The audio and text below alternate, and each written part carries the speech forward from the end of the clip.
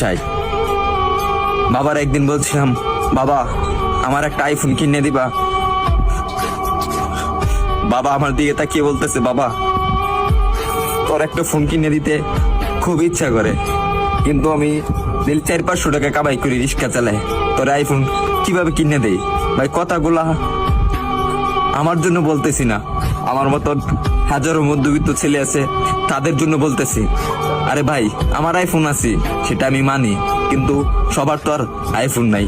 কিছু পোলাপান আছে নতুন নতুন শার্ট পরে, নতুন নতুন প্যান্ট পরে, নতুন নতুন সানগ্লাস পরে, 2 দিন পরে পরে আইফোন পাল্টায়। তাদেরকে উদ্দেশ্য করে বলতেছি, ভাই আমরা গরিব মানুষ ভাই, আমরা দিনের না দিন খাই, আমরা আইফোন কিনবো ভাই, কারণ 3 বেলা তো ঠিক মতন খাইতে পারি না।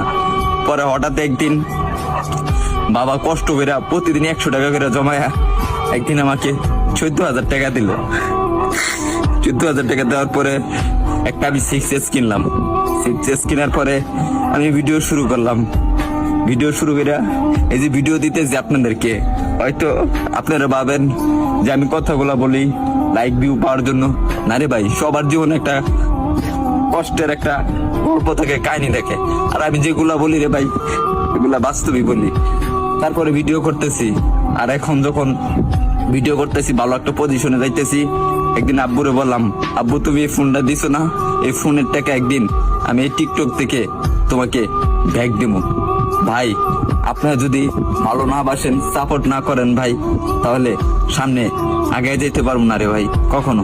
আপনারা একটু ভালোবাসা দেন, তাহলে আমি একদিন